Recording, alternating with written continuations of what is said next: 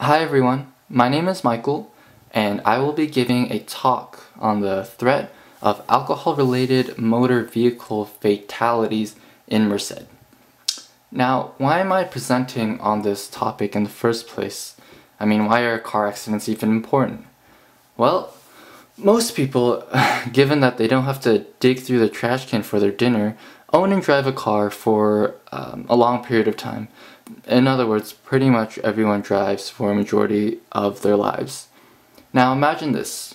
You're walking down the street one day, and you accidentally bump into your next door neighbor, Mrs. Rosie. You say you're sorry, you guys go your separate ways, and nothing really happens. Now if later that day, you both decide to head to the grocery store for some milk, and you bump into her with your car on the freeway, then you might kill her. Small mistakes generally don't have great consequences, but this is not the case with driving. A car doesn't have to work very hard to seriously harm or kill a person because it is a very powerful machine. Now, what I want to focus on is the disparity between age groups in relation to car crashes.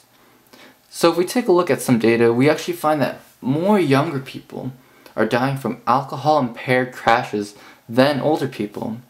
The Centers for Disease Control and Prevention reported that in the US, out of all the drivers involved in a fatal crash who had a BAC level, a blood alcohol concentration level of 0.08 or higher, so out of that group, 35% were between the ages of 21 and 24.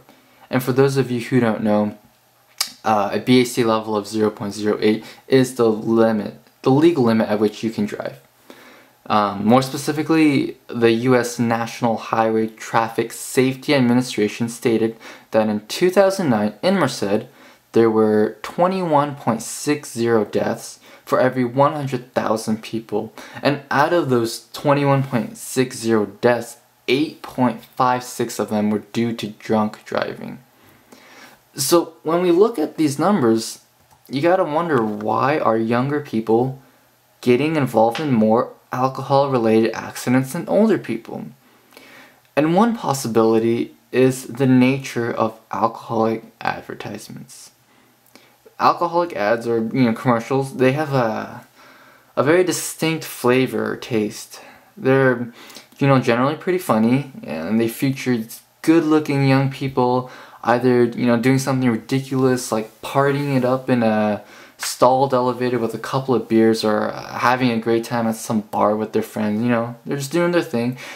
Young people, they can understand and appreciate the humor in these commercials, the jokes. As a result, they associate the beverage with the good feeling they get from having a good laugh.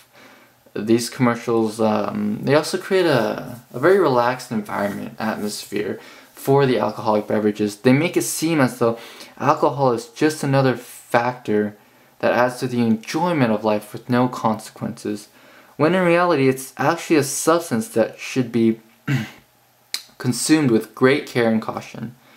After seeing all these ads, the kids, all they can remember are the good times and the everyday nature of alcohol. They've been made numb to the potential dangers of drinking, such as getting drunk and ramming someone with your car.